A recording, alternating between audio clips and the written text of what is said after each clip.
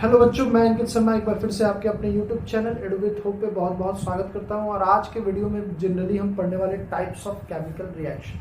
पिछले वीडियो में हम लोगों ने बैलेंस्ड इक्वेशन को पढ़ा था कि किस तरीके से आप किसी भी केमिकल इक्वेशन को कैसे बैलेंस कर सकते हैं बहुत कम समय में। ठीक है, तो आज का वीडियो हम लोगों का होने वाला टाइप्स ऑफ केमिकल रिएक्शंस के। जनरली हम लोग पढ़े थे कि केमिकल रिएक्शन जब होता है तो अलग अलग तरह की चीज़ें आपको देखने को मिलती है, ऑब्जर्व करने को मिलती है। जैसे सबसे पहले अगर हम बात करें तो आपने चेंज इन स्टेट देखा था, चेंज इन कलर देखा था, प्रेसिपिटेट देखा था। ठीक है, तो ये सब सारे प्रॉपर्टीज है जो केमिकल रिएक्शन के दौरान होते हैं। ठीक है, तो आज हम लोग केमिकल रिएक्शन से रिलेटेड उनके टाइप्स पढ़ेंगे। मतलब हर रिएक्शन को बांट दिया गया। ठीक है, अलग अलग केमिकल रिएक्शन को अलग अलग नाम दे दिया गया कि ये जैसे अगर हम लोग बात करें तो अभी सबसे पहला जो चीज आएगा वो हमारा आएगा कॉम्बिनेशन रिएक्शन। कौन सा रिएक्शन? कॉम्बिनेशन रिएक्शन सबसे पहला। ठीक है, सबसे पहला हमारा जो रिएक्शन है वो कौन सा है? Combination reaction. अब देखिए इसके नाम से ही आपको पता चल रहा है कि क्या होने वाला है इस रिएक्शन में। तो देखिए कॉम्बिनेशन ये बना है कंबाइन वर्ड से। किससे बना है? कंबाइन वर्ड से। तो यहाँ पे जनरली क्या होगा कि कंबाइन होंगे। ठीक है, और कंबाइन करने के बाद आपको एक सिंगल प्रोडक्ट मिलेगा। क्या मिलेगा? एक सिंगल प्रोडक्ट मिलेगा। अब देखिए कंबाइन की बात हुई तो हम कह सकते हैं क्या कि जो रिएक्टेंट होगा वो सिंगल होगा? हमारा नहीं कह सकते हैं। ठीक है, तो यहाँ पे कंबाइन करने का मतलब है कि हमारे पास कम से कम दो रिएक्टेंट होंगे। कम से कम कितने रिएक्टेंट होंगे? दो रिएक्टेंट होंगे। ठीक है, एक रिएक्टेंट को हमने ए माना, दूसरे रिएक्टेंट को हमने बी माना। अब ये दोनों रिएक्टेंट का आपस में कॉम्बिनेशन होगा, कंबाइन करेंगे। तो कंबाइन करने के बाद ये हमें एक नया प्रोडक्ट देंगे। कौन सा? सी। और हमें ये सिंगल प्रोडक्ट देंगे। कौन सा प्रोडक्ट देंगे? सिंगल प्रोडक्ट ही हमें देंगे। तो कॉम्बिनेशन रिएक्शन का मतलब ये होता है कि व्हेन टू और more than two substance, when two और more than two substance, more than two substance react with each other, react with each other, react with each other and formed only single product, only single product. This type of reaction is known as combination reaction. इस type के reaction को हम लोग क्या बोलेंगे? Combination reaction बोलेंगे। तो यहाँ पे हमारा कॉम्बिनेशन रिएक्शन खत्म होता है। एग्जाम्पल एक दो समझ लेते हैं। जैसे देखिए एग्जाम्पल की बात करें तो यहाँ हाइड्रोजन हो गया। किस फॉर्म में? गैस के फॉर्म में। और साथ में हमने लिया ऑक्सीजन, ये भी किस फॉर्म में हो गया? हमारा गैस के फॉर्म में। क्या हमें दो रिएक्टेंट मिल रहा है? अब दोनों रिएक्टेंट आपस में क्या हो गए? कंबाइन हो गए। और कंबाइन होने के बाद हमें क्या देंगे? एक सिंगल प्रोडक्ट देंगे जो होता है हमारा वाटर। कोई समस्या समझने में? तो ये हमारा हो गया कॉम्बिनेशन रिएक्शन का एग्जांपल। बहुत ही सिंपल सा डेफिनेशन है। आप एक बार फिर से देखिए, एकदम बना बनाया हुआ है। आप अपने वर्ड में इसको लिख सकते हैं। तो व्हेन टू और more than two substance react with each other and form only single product. ठीक है, this type of reaction is known as a combination reaction. इस तरह के रिएक्शंस को हम लोग क्या बोलेंगे? कॉम्बिनेशन रिएक्शन बोलेंगे। साथ ही आपको मैंने एक एग्जांपल लिखवा दिया तो आप बोलेंगे सर बहुत ही इजी एग्जांपल है। तो देखिए दूसरा एग्जांपल ले लेते हैं हम लोग। ये हमारा Na हो गया, साथ में हम Cl2 लिए, ये दोनों मिलकर बनते हैं NaCl। तो ये भी आपका एक एग्जाम्पल हो गया, आप इसको भी देख सकते हैं। रिएक्शंस को सबसे पहली बात आपको हमेशा बैलेंस लिखना है। तो यहाँ हाइड्रोजन 2 है, यहाँ भी हाइड्रोजन 2 है, बट यहाँ ऑक्सीजन 2 है, यहाँ 1 है। तो पहले ऑक्सीजन को 2 कर देंगे, फिर इधर लगा देंगे। ठीक है, बहुत ही सिंपल है। इधर क्लोरीन 2 है तो इधर भी क्लोरीन 2 करना पड़ेगा, यहाँ भी करना पड़ेगा। ठीक है, तो रिएक्शंस को तो आपको बैलेंस परमानेंटली करने हैं। ठीक है, तभी आपका सही से काम हो पाएगा। तो पहला रिएक्शन जो कॉम्बिनेशन रिएक्शन था वो हम लोगों का क्लियर हो गया। तो देखिए डिकम्पोजिशन रिएक्शन पढ़ने से पहले हम लोगों को एक्टिविटी 1.4 कर देना है, क्योंकि कॉम्बिनेशन रिएक्शन में ही आपका एक्टिविटी 1.4 दिया हुआ है। तो समझते हैं एक्टिविटी क्या है।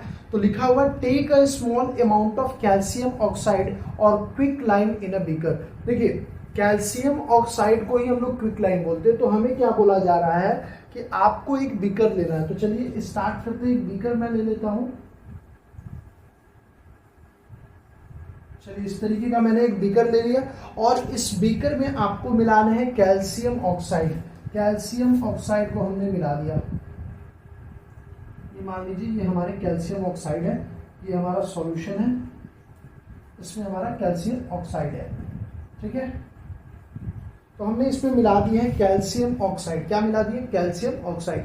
देखिए कैल्शियम ऑक्साइड को ही हम लोग क्विकलाइन बोलते हैं।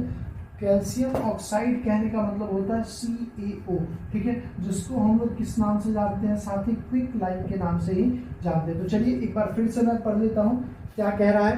कह रहा है take a small amount of calcium oxide और क्विकलाइन इन अ बीकर, हमने ले लिया है। साथ ही बोल रहा है slowly add water to this, इसमें वाटर को अलग से ऐड करना है, तो मैंने वाटर को ऐड कर दिया है पहले ही। चलिए ठीक है, अब हमसे पूछा जा रहा है touch the beaker as shown in the figure 1.3। आपको फिगर साइड में दिख रहा होगा, तो हम आप लोग देखिए, और बोल रहा है कि आप जो बीकर है उसको टच करके देखिए कि आपको क्या महसूस हो रहा है, आपको किसी भी तरह के टेम्परेचर चेंज होते हुए दिख रहे हैं, ये आपसे सवाल पूछा गया है, ठीक है। तो चलिए हमने क्या किया है, तो एक हमने लिया कैल्शियम ऑक्साइड एक बीकर में, साथ ही ये किस फॉर्म में होगा? सॉलिड फॉर्म में होगा। ध्यान देना है, आपको फॉर्म अगर पता है तो उसको लिखना बहुत जरूरी है। ये किस फॉर्म में होगा? सॉलिड फॉर्म में होगा। साथ ही हमने इसमें क्या मिलाया था? वाटर मिलाया था, ठीक है। क्या मिलाया था? वाटर मिलाया था। ये एक्वस सॉल्यूशन होगा, ठीक है। तो जनरली हम कैल्शियम ऑक्साइड का रिएक्शन किसके साथ करवा रहे हैं? वाटर के साथ, ठीक है। अब देखिए वाटर के साथ जब ये मिलेगा तो रिएक्ट तो करेगा और काफी तेजी से रिएक्शंस होगी, वाइगरसली यहाँ पे रिएक्शंस होंगे, ठीक है। तो आपको ध्यान देना है कि जब भी हम कैल्शियम ऑक्साइड का रिएक्शन वाटर के साथ करवाएंगे तो काफी फास्ट रिएक्शन होगा, ठीक है। और इस रिएक्शन के दौरान आपको मिलेगा एक नया चीज जिसका नाम है कैल्शियम हाइड्रोक्साइड। क्या नाम है इसका? कैल्शियम हाइड्रोक्साइड, जिसको हम लोग बोलते हैं स्लेक्ट लाइम। क्या बोलते हैं?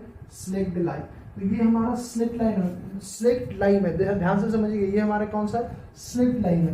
ये हमारा क्या था? क्विक लाइम होता है, ठीक है। ये क्या था? हमारा क्विक लाइम। अभी थोड़ी देर बाद हमारे पास एक और आएगा लाइम स्टोन, जिसको हम लोग बोलते हैं, तो धीरे धीरे करके समझेंगे, कोई हड़बड़ी नहीं है, ठीक है।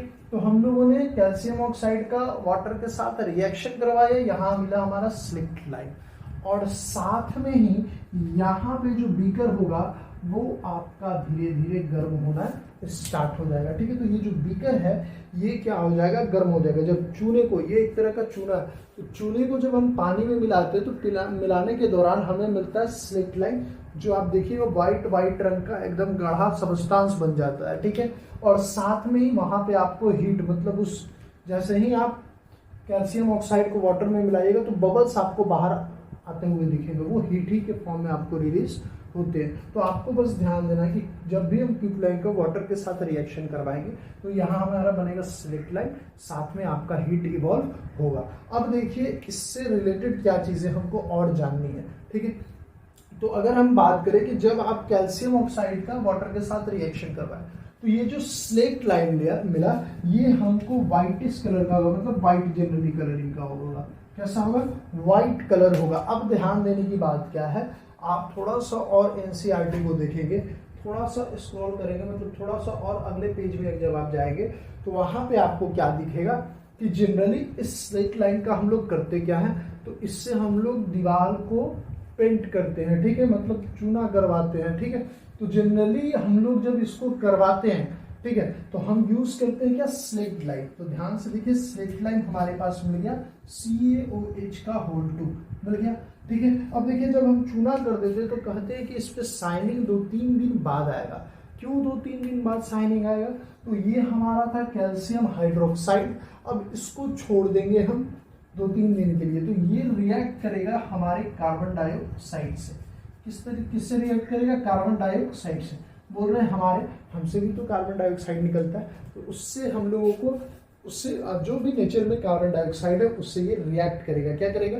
ये जनरली रिएक्ट करेगा। अब देखिए रिएक्ट करने के दौरान, रिएक्ट करने के बाद क्या होगा कि जैसे ही हम दीवार को चूना करवाते हैं, मतलब आपको पेंट करवाते हैं, ठीक है, तो पोचारा करवाने के बाद या पेंट करवाने के बाद उसको हम छोड़ देते हो, हम लोग बोलते हैं 2-3 दिन बाद शाइनिंग आएगी। क्यों 2-3 दिन बाद शाइनिंग है? क्योंकि तब तक 2-3 दिनों के बाद जो भी कार्बन डाइऑक्साइड हमारे एटमॉस्फेयर में मौजूद है उसके साथ ये रिएक्ट करेगा और रिएक्ट करके एक दीवार पे लेयर बना लेता है। किसका ये लेयर बन जाता है?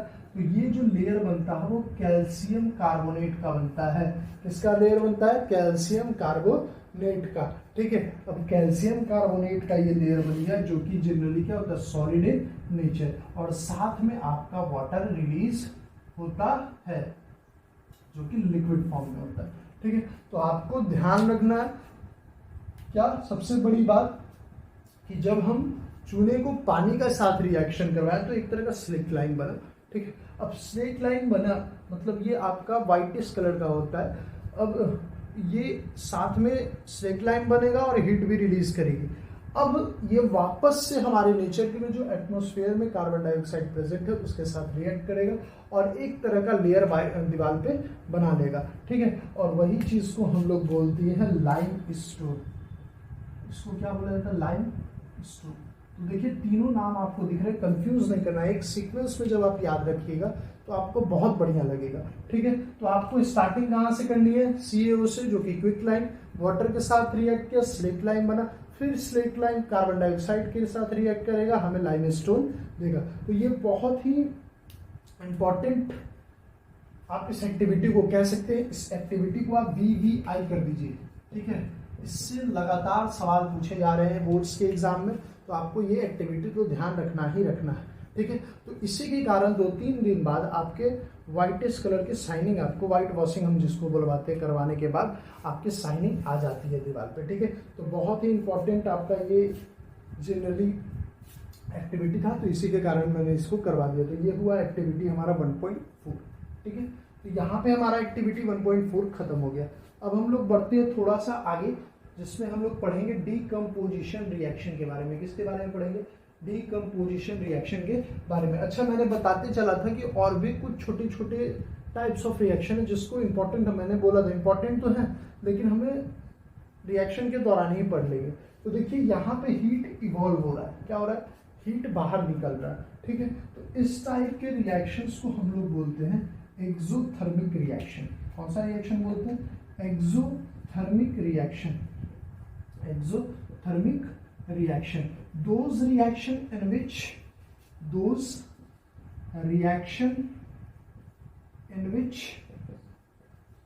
heat is evolved. ठीक है, ऐसे रिएक्शन जिसमें हीट बाहर निकलता हुआ दिखता है उस टाइप के रिएक्शन को हम लोग क्या बोलते हैं? एक्सोथर्मिक रिएक्शन बोलते हैं। क्या बोलते हैं? Exothermic reaction. Those reaction in which heat is evolve, ऐसा रिएक्शन जिसमें हीट देने की आवश्यकता नहीं है, हीट बाहर निकल रहा है। ठीक है, उस टाइप के रिएक्शन को हम लोग बोलते हैं एक्सोथर्मिक रिएक्शन। ठीक है, तो आप फटाक से इसको अगर नोट डाउन करना चाहते हैं तो कर लीजिए। तो देखिए 2 इंपॉर्टेंट रिएक्शन, अब एक्सोथर्मिक भी आपको जान लेते हैं। तो कॉम्बिनेशन हमारा कंप्लीट हो गया। ठीक है, कॉम्बिनेशन में आपको देखिए ये भी एक टाइप का कॉम्बिनेशन रिएक्शन है भाई, क्योंकि यहाँ पे प्रोडक्ट आपको एक ही मिल रहा है। क्या? Calcium hydroxide. हीट को हम कंसीडर नहीं करेंगे। ठीक है, तो आपको बस ध्यान देना है कि ये भी एक तरह का क्या है? कॉम्बिनेशन रिएक्शन है। तो कॉम्बिनेशन रिएक्शन में ध्यान देना है कि सिर्फ एलिमेंट का ही कॉम्बिनेशन नहीं होगा, आपका कंपाउंड का भी हो सकता है, एलिमेंट कंपाउंड का भी हो सकता है। तो कंबाइन करने का मतलब है एक एलिमेंट एक कंपाउंड भी आ सकते हैं और कंपाउंड भी आ सकते हैं। तो उसमें कंफ्यूज एकदम नहीं होना है। ठीक है, एक्टिविटी हमारा कंप्लीट हो गया। अब चलिए हम बात करेंगे नेक्स्ट जो हमारा रिएक्शन है डिकम्पोजिशन रिएक्शन के बारे में। देखिए डिकम्पोजिशन जो वर्ड है आप बायो में इसको बहुत अच्छे से पढ़े होंगे डिकम्पोजर के रूप में। ठीक है, तो डिकम्पोजिशन रिएक्शन जो है वो रिलेट हो रहा है डिकम्पोजर वर्ड से। ठीक है, तो डिकम्पोजर करने का क्या मतलब होता है कि सपोज करिए कि डिकम्पोज करने का मतलब सिंपल से अगर हम बात बताए तो देखिए वहाँ पे क्या होता था कि एक बड़ा सा सबस्टांस होता था। ठीक है, और वो substance by the bacteria fungus ये सब के कंपेरिजन में वहाँ से वो ब्रेक डाउन करना, उनकी सहायता से वो ब्रेक डाउन करता था और ब्रेक डाउन करके एक छोटे छोटे सबस्टांस के फॉर्म में आपको मिलता था। ठीक है, तो यहाँ पे भी सेम वही काम होगा।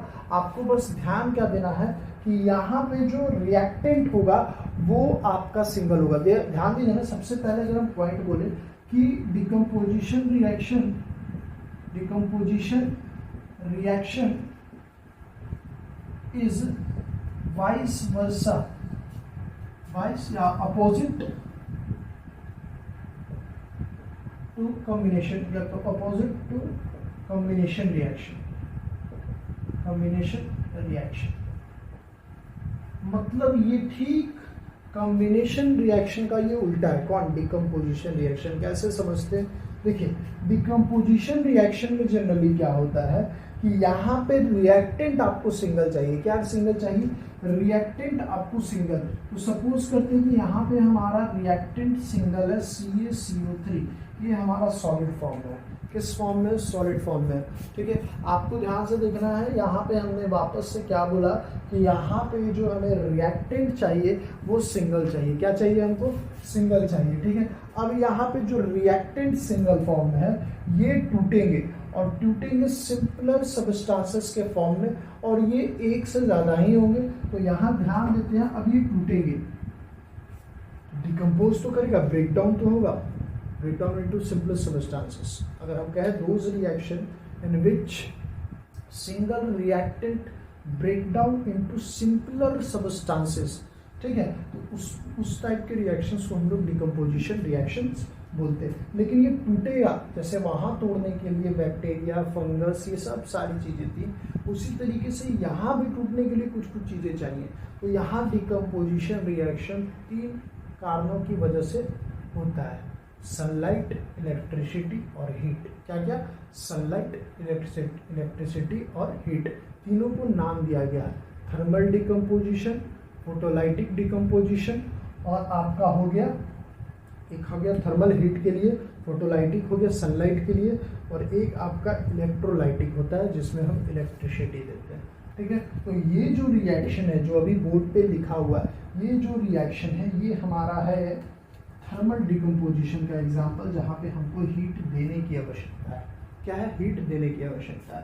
तो यहाँ पे ये ब्रेकडाउन होगा और बनेगा कैल्शियम ऑक्साइड सॉलिड, और साथ में कार्बन डाइऑक्साइड ब्रेकडाउन करके। ठीक है, तो ये हमारा हो गया डिकम्पोजिशन रिएक्शन, उसमें भी थर्मल डिकम्पोजिशन है। तो अभी रुक जाइएगा, अभी हम सिंपल सी पहली बात जो बता रहे हैं वो हम डिफाइन करेंगे, किसको? डिकम्पोजिशन रिएक्शन को। तो हम लिख सकते हैं those reaction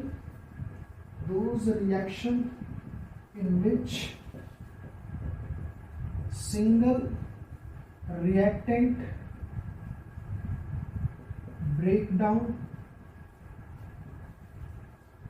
breakdown into simpler products।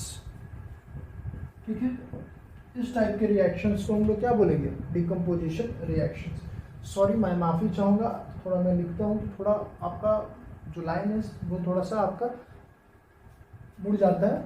तो जनरली आप लोग ज़्यादा से ज़्यादा हमें सपोर्ट करिए by like and subscribe our YouTube channel, ताकि जल्दी से जल्दी इसको रिप्लेस करके मैं दूसरा बोर्ड आपके लिए ला सकूँ। ठीक है, अगर वीडियो पसंद आता है तो लाइक करिए, नहीं पसंद आता है, डिसलाइक है, तो उसके लिए भी आपको ऑप्शंस रहते हैं, आप वो भी कर सकते हैं।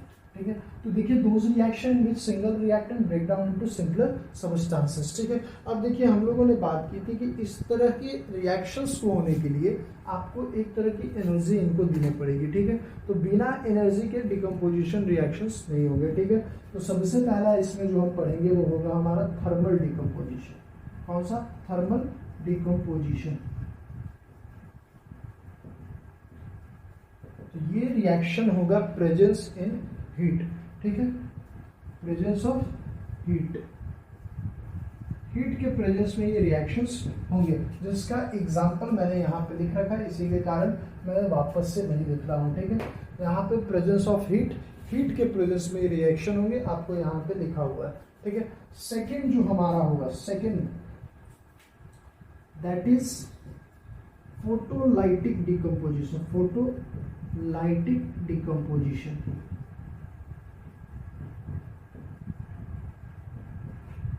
इसमें क्या होगा? प्रेजेंस ऑफ सनलाइट, सनलाइट के प्रेजेंस में ये हमारा रिएक्शन तो होगा, लेकिन सनलाइट के प्रेजेंस में। ठीक है, किसके प्रेजेंस में होगा? सनलाइट के प्रेजेंस में। ठीक है, तो जनरली सनलाइट के प्रेजेंस में कौन से रिएक्शन होते हैं भाई? एक दो आप याद करिए। तो देखिए यहाँ पे दो रिएक्शन बहुत ही महत्वपूर्ण है। एक है हमारा AgBr, ठीक है। AgBr को एक नॉर्मल से आप चाइना डिश में रख दीजिए, एक छोटे से प्लेट में आप रख दीजिए, ठीक है। तो यहाँ से AgBr सनलाइट की प्रेजेंस में क्या हो जाते हैं, ये आपके अलग अलग हो जाते हैं। तो यहाँ से टूट जाता है और बनता है Ag + Br2, ठीक है। और आपको जानकारी के लिए मैं बता दूं कि इसका यूज ब्लैक फोटोग्राफी में किया जाता है,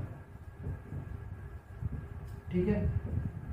ये हुआ, या फिर AgCl2 हुआ, दोनों का यूज हम लोग ब्लैक फोटोग्राफी में करते हैं। तो आपको ये ध्यान रखना है कि ये भी सनलाइट के प्रेजेंस में टूट जाता है और बनता है Ag + Cl2, ठीक है।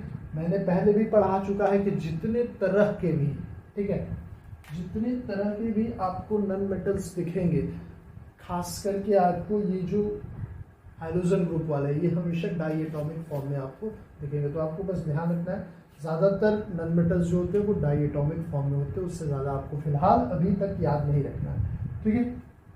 तो डिकम्पोजिशन में भी हमने दो तरह के देखे, थर्मल डिकम्पोजिशन देखा और फोटोलाइटिक डिकम्पोजिशन देखा।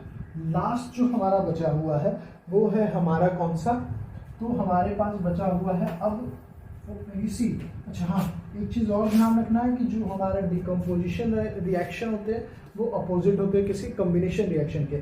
क्यों? क्योंकि मैंने पहले ही बता रखा है कि कम्बिनेशन में हमारे पास दो कंबाइन होते थे और एक सिंगल प्रोडक्ट मिलता था, बट यहाँ पे क्या हो रहा है कि यहाँ पे एक से आपके बहुत सारे प्रोडक्ट बन रहे हैं, ठीक है। तो ये अपोजिट होता है किसके, कम्बिनेशन रिएक्शन के। तो ये आपको ध्यान रखना है, इसमें कोई समस्या नहीं होनी चाहिए आपको। तो चलिए तीसरा जो हमारे पास है वो हमारे पास क्या है, फोटोलाइटिक हो गया, थर्मल हो गया। तो अब लास्ट हमारे पास बचता है इलेक्ट्रोलाइटिक डिकम्पोजिशन,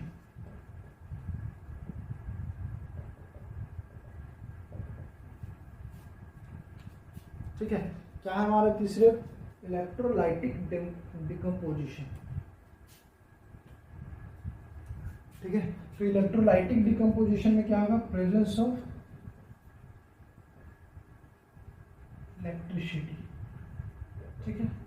इलेक्ट्रिसिटी की प्रेजेंस में ही ये रिएक्शंस आपके होंगे। तो ध्यान देते हैं कैसा रिएक्शन, जैसे देखिए यहाँ पे ये हम लिए वाटर लिए, वाटर का जब आप इलेक्ट्रिसिटी, जब वाटर से इलेक्ट्रिसिटी को जब पास करवाते हैं तो ये क्या होता है कि ये ब्रेक डाउन करता है, ये ब्रेक डाउन करता है और ब्रेक डाउन करके आपको देता है H+ आयंस और साथ ही OH- आयन आपको देता है। तो ये भी एक एग्जांपल है। साथ ही आप एक बार NaCl का भी आपने इलेक्ट्रोलाइसिस करवाया होगा, ठीक है। इलेक्ट्रिसिटी पास करके यहाँ पे बनता है Na+ और Cl-। तो बस आपको यही ध्यान रखने कि जो डिकम्पोजिशन रिएक्शन होते हैं उसमें जनरली ब्रेक डाउन होता है सबस्टांसेस का। सबस्टांसेस का क्या होता है, ब्रेक डाउन होता है, ठीक है।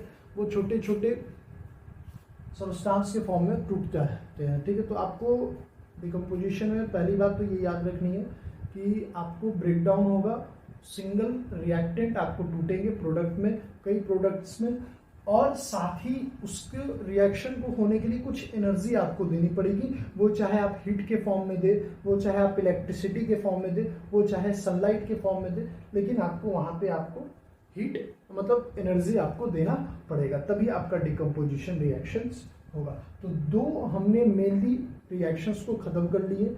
इसमें हम लोगों ने पढ़ा थर्मल डिकम्पोजिशन रिएक्शन और कम्बिनेशन रिएक्शन, और साथ ही एक हमने और अलग से पढ़ लिया कौन सा, एक्सोथर्मिक रिएक्शन, जिसमें हीट आपका रिलीज होता था, इवॉल्व होता था, बाहर निकलता था। देखिए अब दूसरा यहाँ पे एंडोथर्मिक रिएक्शन भी हमारा मिल गया, ठीक है। इस रिएक्शन को देखेंगे तो इस रिएक्शन को, ये जो डेल्टा का जो साइन बना हुआ है, हीट को बना हुआ, मतलब यहाँ पे हमको हीट देना पड़ रहा है अलग से, ठीक है। इस रिएक्शन को करवाने के लिए हमें एनर्जी के फॉर्म में क्या देना पड़ रहा है, हीट देना पड़ रहा है। तो आपको बस यहाँ से ध्यान रखना है कि दोज रिएक्शन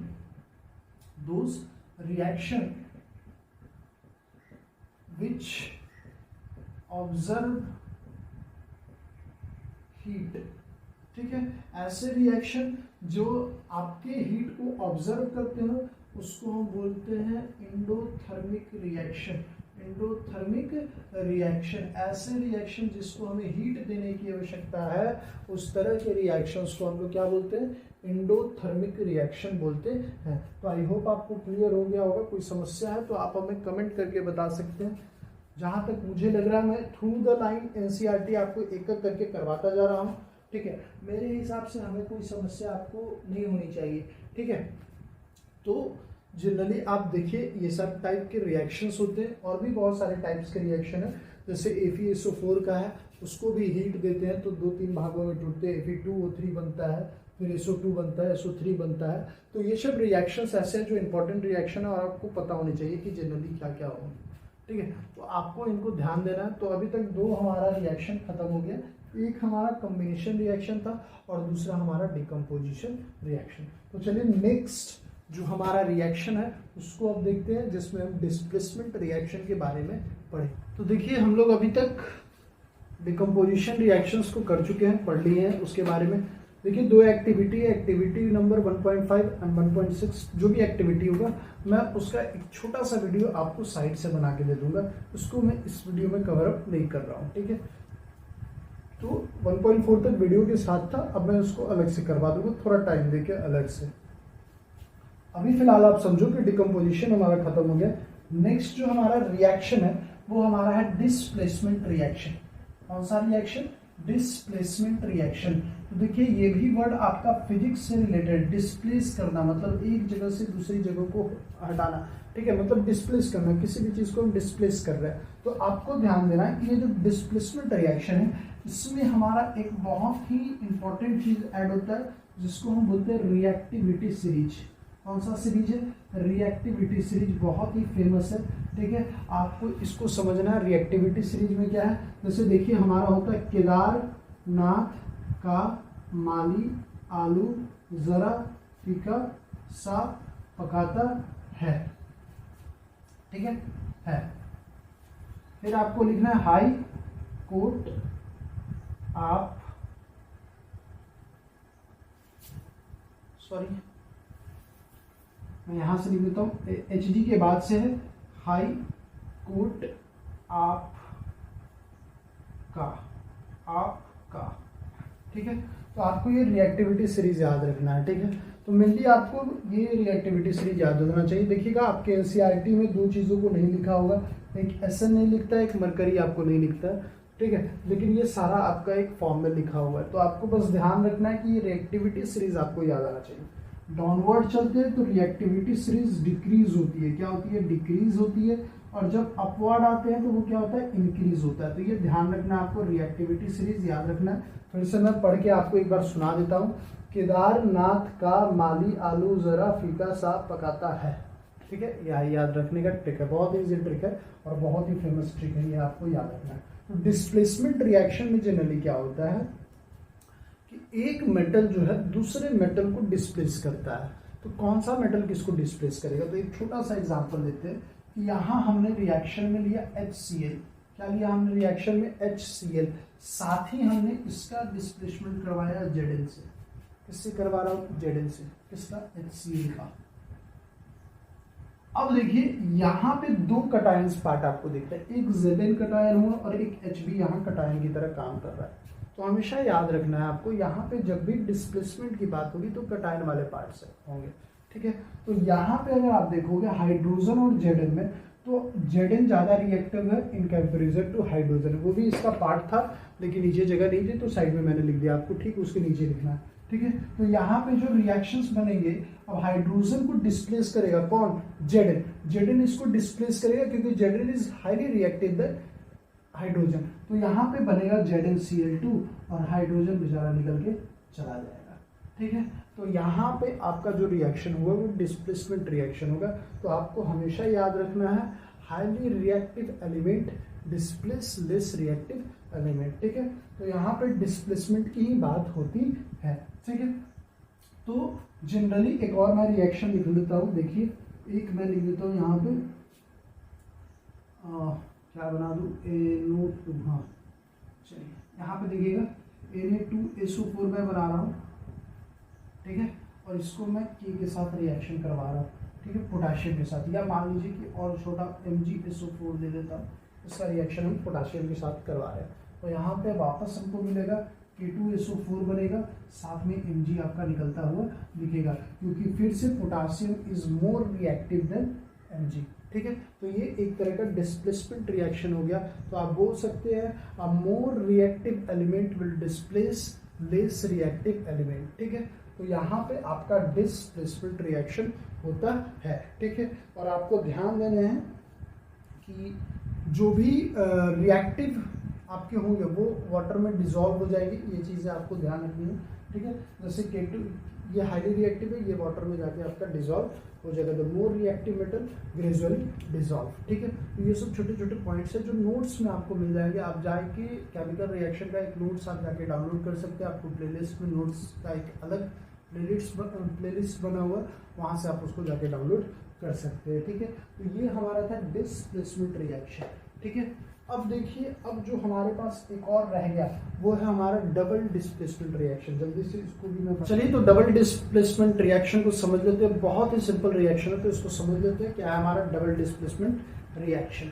ठीक है, तो चलिए, डबल डिस्प्लेसमेंट रिएक्शन उसको कहते हैं जिसमें रिएक्टेंट के, ठीक है, डबल डिस्प्लेसमेंट की बात हो रही है, तो देखिए डिस्प्लेसमेंट तो होगा, तो डिस्प्लेसमेंट में रिएक्टेंट के रेडिकल्स के बीच में, या आप कह सकते हैं कि उनके आयंस के बीच में, कौन से आयंस जो रिएक्टेंट में मौजूद है उनके बीच में एक्सचेंज होगा। तो सिंपल भाषा में हम इसको बोलते हैं एक्सचेंज ऑफ आयंस। क्या बोलते हैं? Exchange of ions. आपको समझ में नहीं आया होगा, बहुत ही सिंपल एक एग्जांपल हम ले लेते हैं, उसके थ्रू समझने की कोशिश करते हैं। तो हमारा एग्जांपल है Na2SO4 हम लिए, किस फॉर्म में है? ये एक्वस सॉल्यूशन में। किस में फॉर्म में? एक्वस सॉल्यूशन में। साथ ही हम लिए BaCl2, ये भी हमारा किस फॉर्म में होगा? एक्वस सॉल्यूशन में होगा। अब ये आपस में रिएक्ट करेंगे। क्या करेंगे? आपस में रिएक्ट। तो रिएक्ट करेंगे तो यहाँ पे आयंस का एक्सचेंज होगा।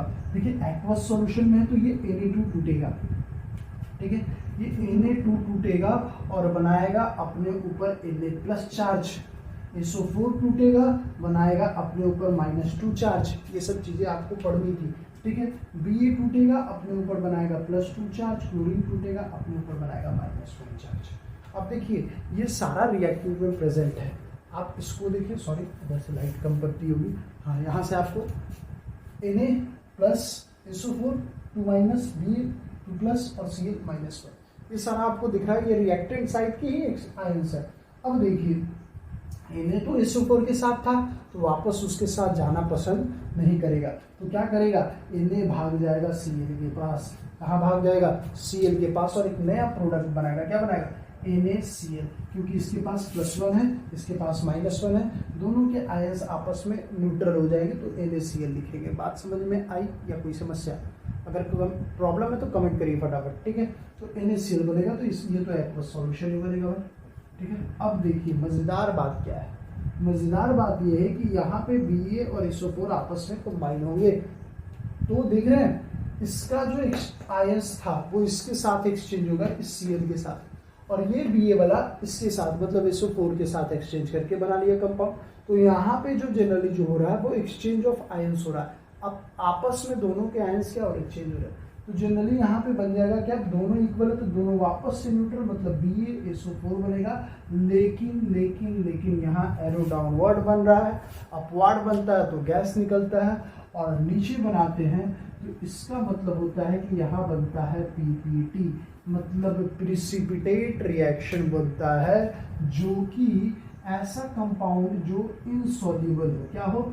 इनसॉल्युबल हो, मतलब वो एक छोटे छोटे आपको मडी वाटर में जैसे दिखते हैं ना, आपको छोटे छोटे फॉर्म में आपको वो जम जाते हैं, ठीक है। तो ये इनसॉल्युबल पार्ट होगा, मतलब हमारे सॉल्यूशन के साथ ये मिक्सअप नहीं होगा। तो इस टाइप के रिएक्शन को हम प्रिसिपिटेशन रिएक्शन बोलते हैं। Those reaction which are insoluble in water या एक्वस सॉल्यूशन, वो हमारा क्या हो जाएगा? प्रिसिपिटेशन रिएक्शन हो जाएगा, ठीक है। दोज